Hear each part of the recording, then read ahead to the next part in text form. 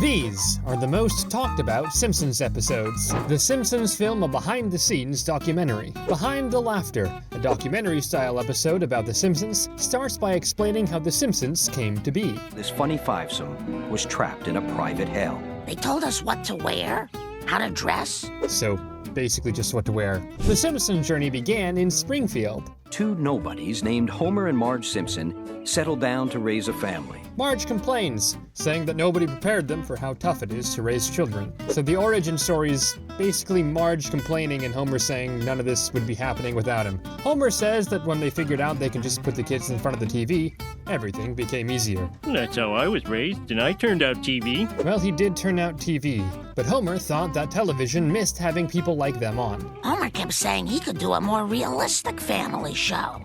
Finally, I said, so do it. So he did. The material was a bit corny, but Marge thought they had a real chemistry on screen. Every day I thought about firing Marge. You know, just to shake things up. So him being a bad husband isn't just for the viewers. The narrator says Homer tried to show his tapes to major networks, but he couldn't get past the guards. Thankfully, Marge's hairstylist was a president of Fox. Lisa says that now she was being invited to every birthday party. Sometimes I'd have to read the cake just to know who I was singing to. Lisa, always the bragger. They became a hit everywhere, and money just kept pouring in. We were using $50 bills as toilet paper, and toilet paper as dog toilet paper. Then how come you wear the same clothes over and over again and only eat cereal for breakfast? But behind the streamers and confetti, storm clouds were gathering.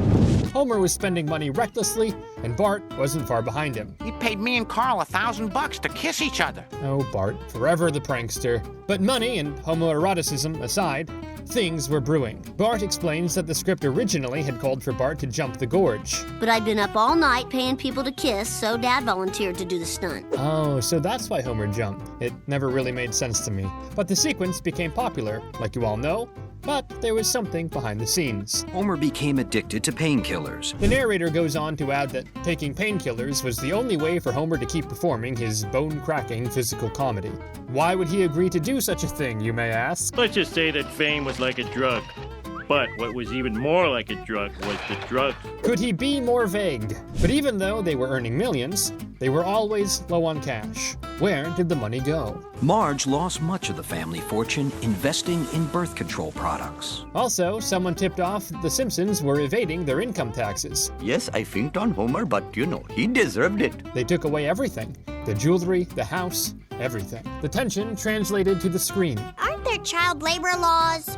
Who told you about those laws?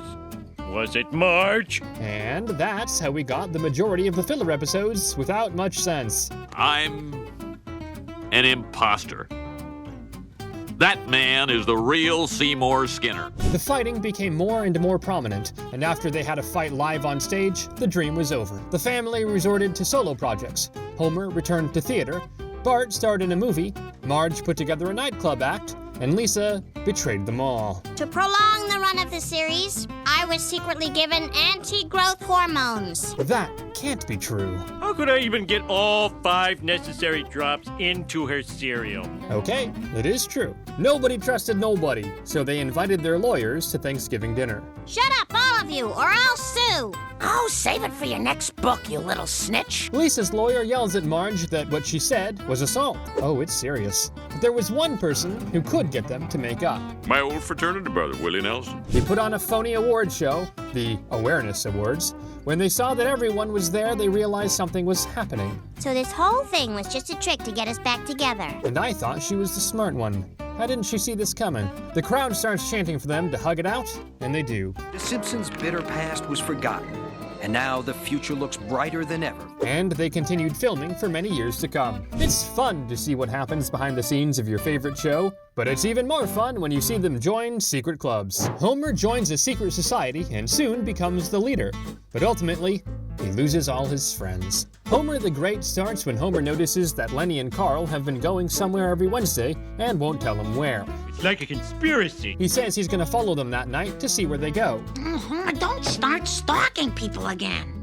It's so illegal. If you have to beg your husband not to stalk people, you should really ask yourself which life choices got you in that position. But Homer follows them despite what Marge said, and they lead him to their secret meeting place.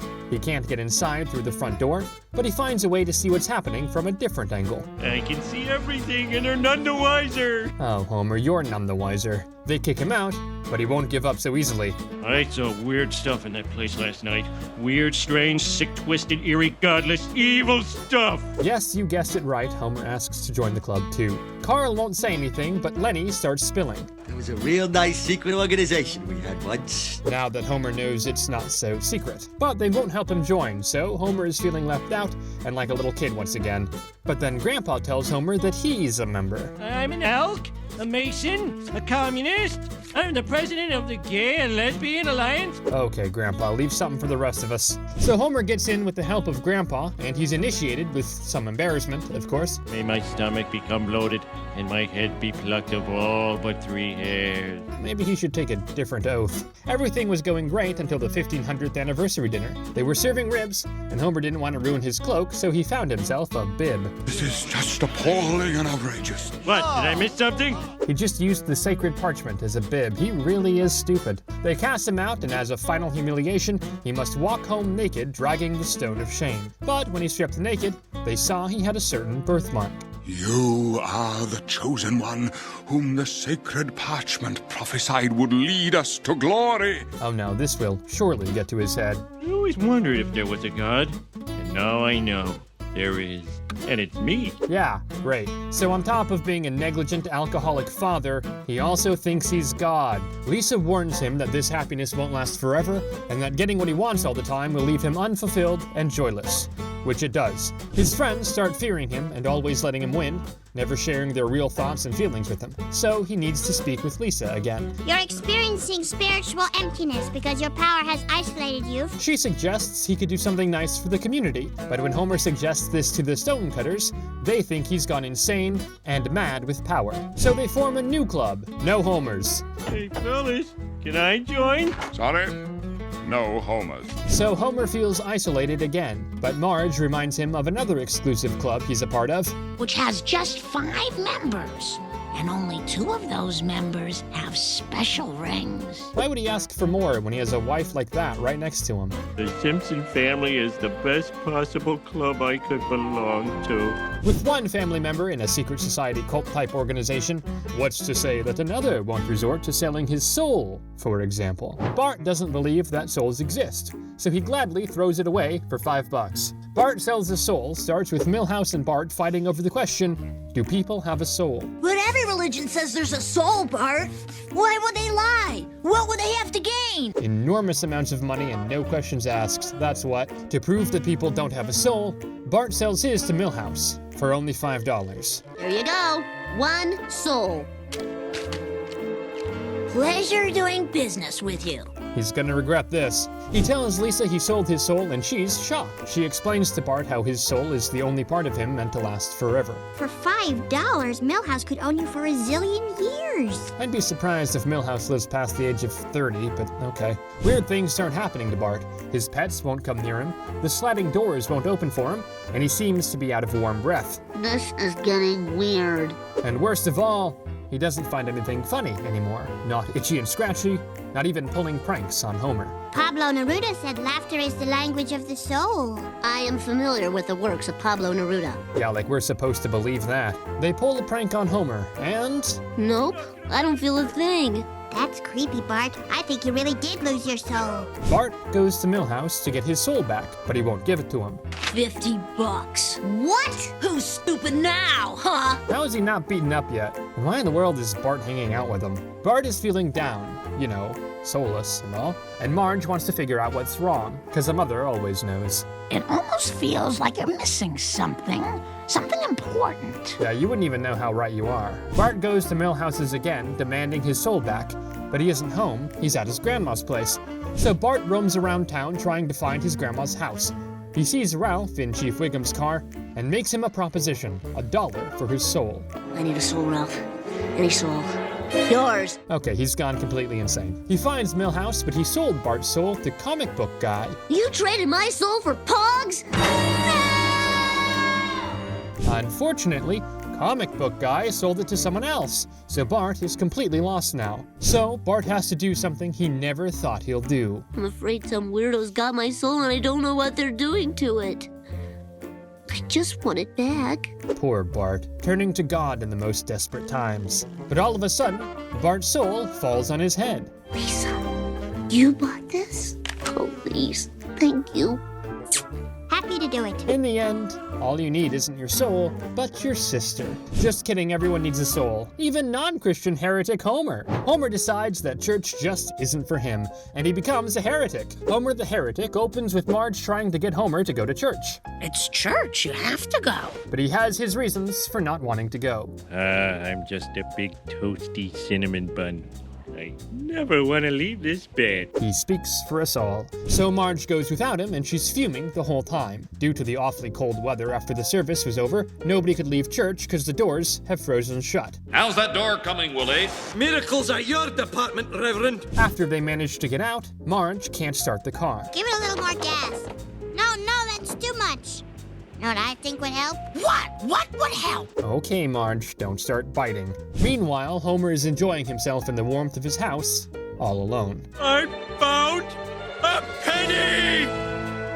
Could this be the best day of my life? Geez, what would his reaction be if he found $1 million? Marge and the kids return home frozen from the cold, and Homer greets them happy as ever. I've been having the best day of my life, and I owe it all to skipping church. Homer says he's never going to church again, and Marge doesn't take it so well. I can't believe you're giving up church, Homer. What's not to believe? It's not like he ever really believed any of it. Homer explains that there's no difference if he doesn't go, because God is everywhere. Which is a valid point, I have to say. That night, Homer has a dream where God speaks to him. So why should I spend half my Sunday hearing about how I'm going to hell? You've got a point there. If he could ever explain this to Marge without sounding crazy, all his problems would be solved. Homer tells God that he will worship him in his own way, and God agrees. The next day, Lisa asks Homer a very intriguing question. Why are you dedicating your life to blasphemy? Hasn't she learned by now that Homer's entire life is just one blasphemy after another? Homer explains that if he's wrong, he'll recant on his deathbed. Marge invites Reverend Lovejoy for dinner and try to talk some sense into Homer. Well, I wasn't sure I was doing the right thing, but then God himself told me I should seek a new path. This infuriates Marge even more because Homer is setting a bad example to the kids. Then, Ned and his family hear of Homer's heresy and try to sing some sense into him. Yes, sing. Leave me alone. Dad, the heathen's getting away! I don't think teaching your children that other beliefs are heathenistic is very Christian of you, Ned. Next Sunday, Marge is getting the kids ready for church, and Bart starts complaining. How come we have to go to church and Dad gets to stay home and watch cartoons? This forces Marge to tell Homer that she will have to begin teaching their kids that he is wicked. He doesn't seem to mind that. Homer, please don't make me choose between my man and my God, because you just can't win. Homer is annoyed, saying that Marge is always picking someone else's side. Interreligious marriages can work out if the other person believes in an actual religion and not just something he made up. Homer goes out and manages to insult every person who has their own religion. Krusty for being Jewish, Apu for believing his god is an elephant. Boy, everyone is stupid except me. And just seconds after he said that, he set the house on fire and didn't notice until everything was burning. Homer fainted, and Ned had to get into the house to save him. Then, Apu saw that Homer's house was burning and called the other members of the fire department, and they managed to save Homer and his house from completely burning to the ground. I was rude to every one of you, and you saved my life when you could have just left me to fry. Well, it is the humane thing to do, but turn it into a lesson, sure. Reverend Lovejoy asks Homer if he'd give church another try. I'll be there next Sunday, front row center. Well, he did show up. He didn't say he'd be up. Wanting to change your beliefs isn't so crazy, but wanting to change your disability status from healthy to disabled, that's insane. Homer gains 61 pounds so he can be disabled and work from home. King-size Homer starts with Homer trying to find a way out of the new exercise program at the plant. He hears that one of his colleagues doesn't have to do it because he's working from home on disability. So he wants to join the disability work from home program. I'm never gonna be disabled. I'm sick of being so healthy. Be careful what you wish for, Homer. Your health isn't at its best. He sees that he can be considered disabled if he weighs more than 300 pounds. Dad, I know we don't do a lot together, but helping you gain 61 pounds is something I want to be a part of. Way to set an example for your kids, Homer. So Homer sets on his journey of gaining 61 pounds. 225? That means I lost weight! Homer, you're, on the towel rack. Now that's just awful. If you thought Homer was fat before. Homer didn't tell Marge anything about his big plan, but she started to notice things. Oh, hello, honey. Marge asks if he's gained some weight this week, and he tells her about his plan. She is literally too stunned to speak, but she manages to ask him if he's even thought about his health or appearance. Oh, so that's it, isn't it, Marge? Looks. I didn't know you were so shallow. Marge tells Homer she'd love him even if he weighed 1,000 pounds. That's all he needed to hear. Homer reaches his goal weight of 300 pounds and gets his work from home disability badge or whatever. Lisa asks Marge if she's gonna do anything about this, and she just isn't sure anymore. Bart and Lisa have to go to school while I get to stay home. Nya, nya, nya, nya, nya, nya. Maybe he should get back to school. His behavior sure is childish. Bart says that he wants to be just like Homer when he grows up. I wash myself with a rag on a stick. Disgusting. And Lisa thinks so too. She tells Marge about what's going on, but she doesn't want to hurt Homer's feelings. But Lisa tells her it's better to hurt his feelings now than later, when it'll be harder for him to go back. Maybe if I use my least nagging tone of voice. Homer. Homer. Homer. That's it. They all sound nagging to me, but if she hears the difference, who am I to judge? Homer comes in and Marge tells him they need to have a serious conversation.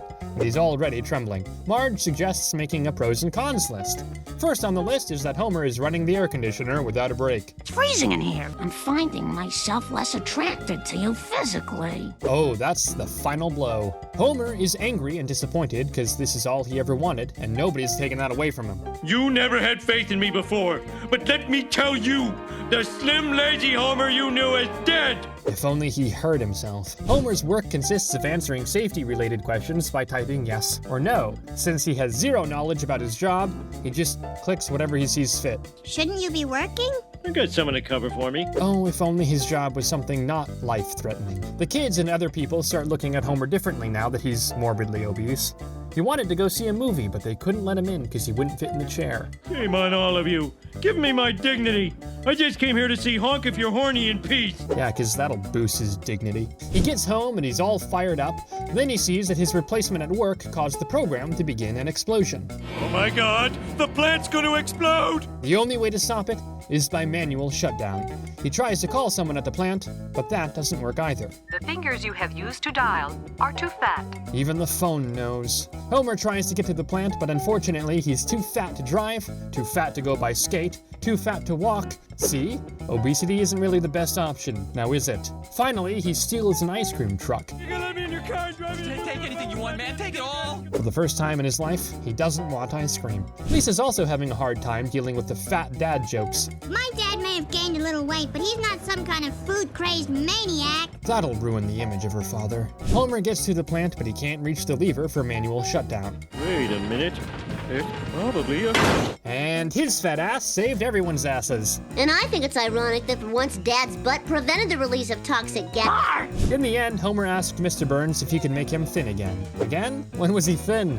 Mr. Burns agrees to do so, but it's a much harder process than he thought. I'll just pay for the blasted liposuction. But Homer's not the only insane person on Evergreen Terrace. Ned loses everything when a hurricane strikes Springfield. And when I say everything, I mean his sanity, too. Hurricane Nettie opens with Lisa realizing there's gonna be a hurricane. So your pressure is dropping. She wakes Homer up and tells him to get inside, but he doesn't believe her until the wind blows off Santa's little helper. They board up their house and get down to the cellar. Then Homer heard the wind stopped blowing and he goes out. Dad, no! This may just be the eye of the hurricane. Like he knows what that is. Homer tells Lisa that everything is fine and calm. I don't remember a bowling alley being in the sky? He runs back inside and Marge prays to God to stop the hurricane and save their family. And suddenly, the hurricane stops. He fell for it. Way to go, Marge. I don't think that's how praying works. But okay, Homer. Homer says that this just goes to show how everything will work out if you have faith. But not everybody had that luck. All gone. Everything. on diddly on. Well, that must be some kind of karmic punishment. He won't believe it, but it sure is. Thankfully, they're all fine, and Marge said that the insurance will cover the house. But Maude said that Ned doesn't believe in insurance because it's too much like gambling. So the Flanders go to the church shelter, and Ned can't shake off the feeling that God is punishing him. I've even kept kosher just to be on the safe side. Well, that's precocious. I want to yell out, but I just can't dang diddly do dang do damn diddly darn do it. He's losing it. The next day, Marge picks them up and takes them to their house, their new rebuilt house. Marge said that she called up everyone in town and they all gathered to help.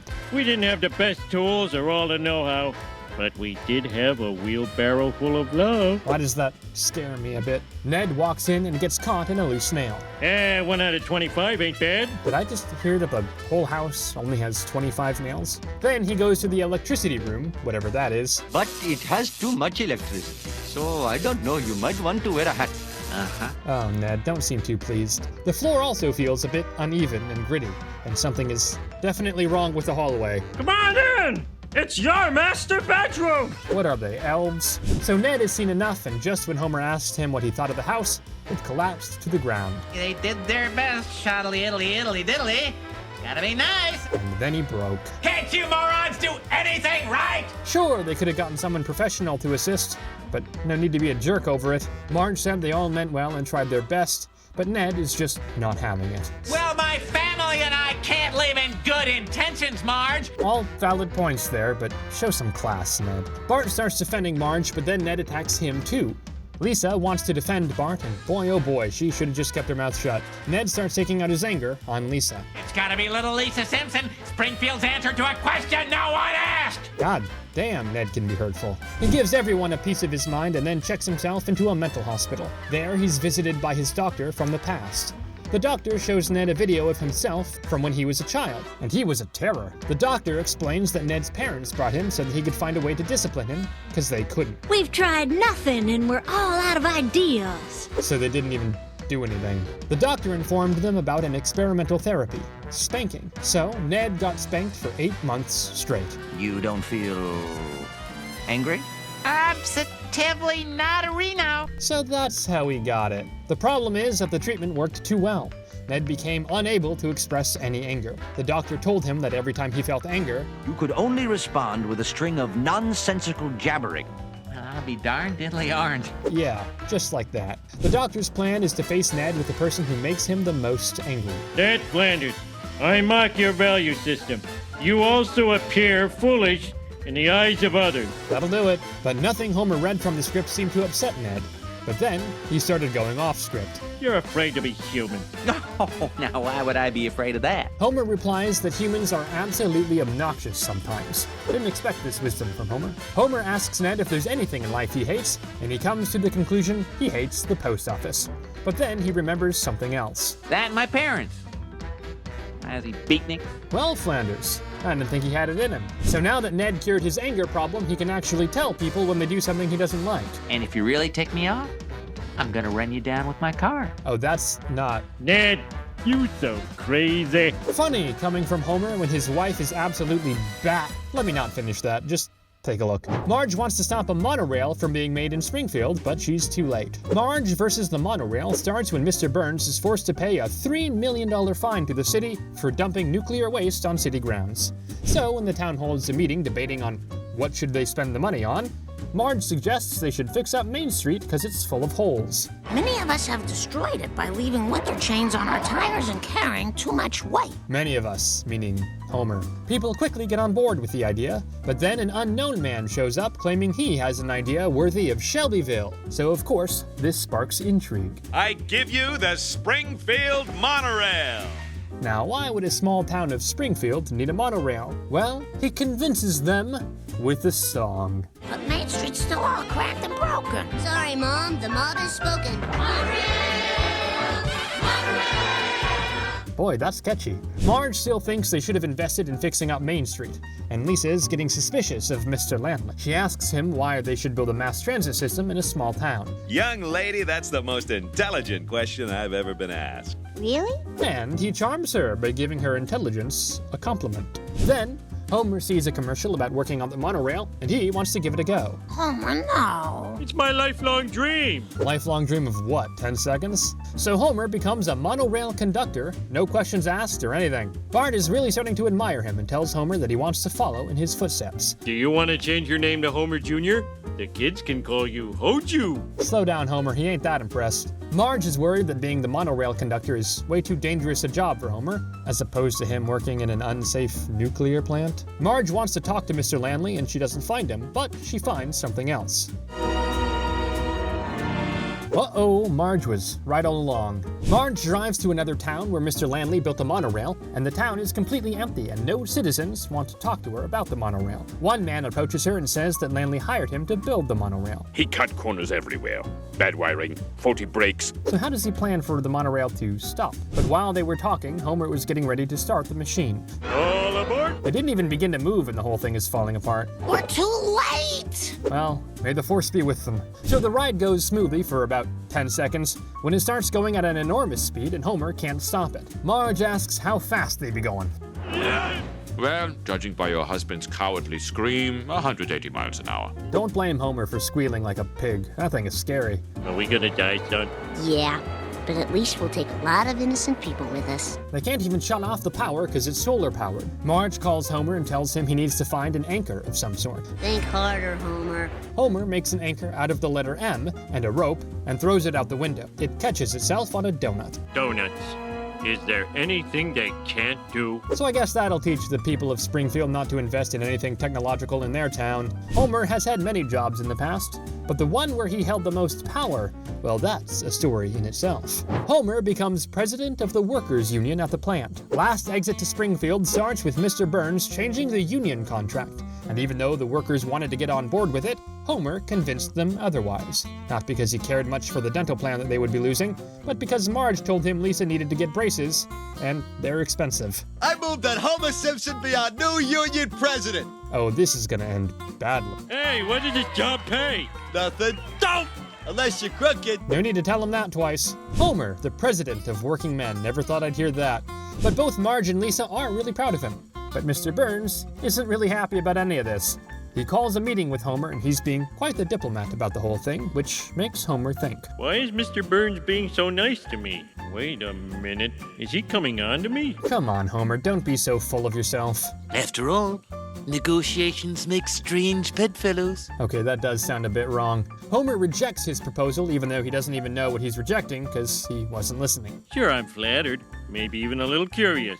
But the answer is no. Curious, Homer, eh? Since Homer didn't come to an agreement with Mr. Burns, Lisa had to get the cheaper braces and now she looks scary, to say the least. Honey, you look fine. No, she looks awful, but I'm not gonna be the one to say it. Mr. Burns calls Homer for another talk, but they don't come to any agreement again, and Homer is starting to get sick of this whole thing. Fellow workers, I've been meeting with Mr. Burns day and night, and I've had enough. Strike! Strike! Well, that's certainly not what he was hoping for. When Mr. Burns saw that his workers were on strike, he just knew he had enough of Homer Simpson. Goodbye, Springfield. From hell's heart, I stab at thee. If you thought he was gonna blow the city up, you'd be wrong. He just turned off their power. But this doesn't tarnish the spirit and morale of the protesters. They keep on singing through the night. Tell Simpson I'm ready to deal. Mr. Burns tells Homer that he can have the dental plan only if he resigns as head of the union. Homer is happy to resign and takes the deal. Smithers, I'm beginning to think that Homer Simpson was not the brilliant tactician I thought he was. Yeah, well, he still somehow managed to pull all the strings. I guess Bart got some of that working mentality from Homer, because he began to work at the ripe age of 10. Bart starts working for Fat Tony, but this backfires when people start thinking he's responsible for Skinner's disappearance. Bart the murderer starts with Bart having a great day, but one by one, things start to go bad for him. Ultimately, he forgot his permission slip to go to a chocolate factory, so he stayed at school helping Skinner. On the way back home, his skateboard broke, and he fell right in the hands of Fat Tony. Pick a horse, kid. Shelbyville Downs, third race. Make it a good one. Eat my shorts. Oh, he's brave, but he doesn't know who he's dealing with. Bart picks a horse, and it wins the race. I like this kid. I can't believe we were gonna shoot him.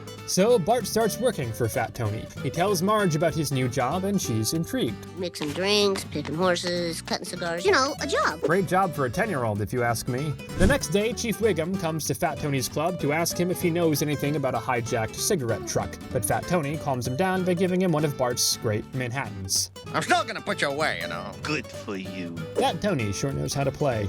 But apparently, he did have something to do with the cigarettes. Bart! Have you started smoking? Bart explains that his boss said the warehouse was full, so he stashed them in his room. But Homer doesn't believe him and says he's gonna make him smoke every one of those cigarettes so he'll learn. Right in here, my man. Hey, kid, you look good with that cigarette. Kinda sophisticated. Son, I'll never doubt you again. Maybe you should reconsider that last part. Later, Bart and Lisa see Fat Tony being called a mobster on TV. Bart, is your boss a crook? I don't think so. Although it would explain an awful lot. Great detective work, Sherlock. Bart asks Fat Tony if he's a crook, and he answers with a metaphor, which is always a sign of truth-telling. Is it wrong to steal a loaf of bread to feed your starving family? Then he compares cigarettes to bread, and we come to this. Now, what if instead of giving them away, you sold them at a price that was practically giving them away? Fat Tony then asks Bart if that would be a crime. That's a great way to make a crime not a crime. Marge is still worried about Bart, and she wants Homer to go and see who he's working for.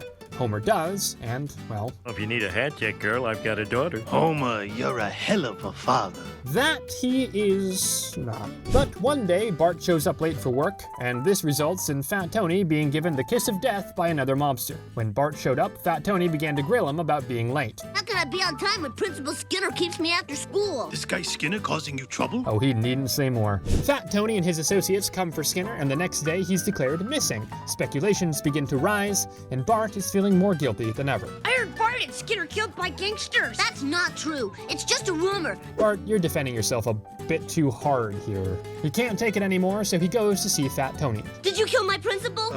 Chinese guy with a mustache? No, my principal! That Skinner guy? Fat Tony disagrees, saying he had no hand in killing them. And just as he said this, Wiggum barged in and arrests them all. At trial, Fat Tony and the others blamed all their crimes on Bart, and even Homer confirmed it. Just as the judge was about to declare the verdict, Skinner walked in. I was suddenly confronted by a gang of toughs, acting on behalf of one Bart Simpson. He told them to get out, and to get his mind off things, he began to clean out his old newspapers when the pile fell on him. So he was stuck there for days. That's my courageous story.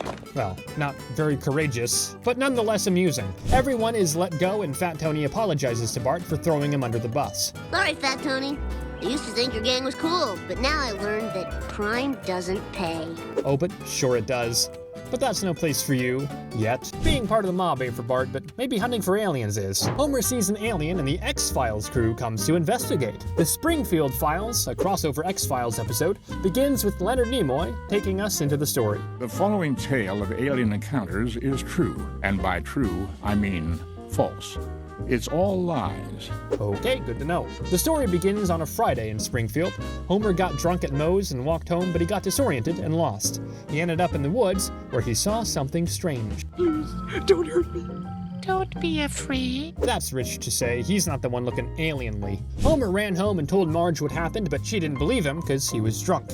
At breakfast the next day, neither Bart nor Lisa believed him. It's just that the people who claim they've seen aliens are always pathetic lowlifes with boring jobs. Well, that about sums it up. Meanwhile, in the FBI Paranormal Activity Division, Scully and Mulder get a hold of the newspaper article writing about Homer's encounter. They come to Springfield to talk to Homer. I swear I didn't know I put it in my purse. Then I was going to bring it back, but the dog chewed it up. Calm down, Marge.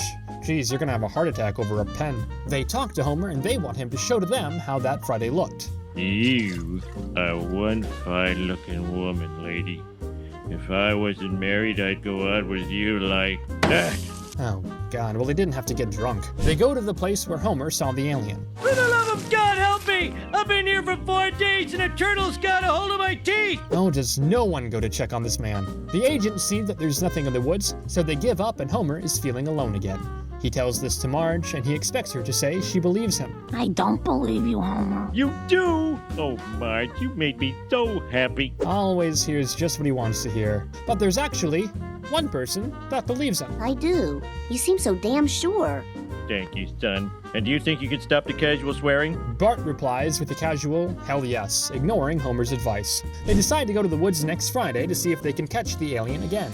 They spend the night in the woods and don't see anything for quite a while. But then... I bring you peace. As a representative of planet Earth, let me be the first to say... Nice first impression, Homer. The creature runs away, but thankfully Bart got everything on tape. And so from this simple man came the proof that we are not alone in the universe. Wait, this can't be the end. The story hit the news quickly, and next Friday everyone showed up at the woods in hopes of seeing the alien.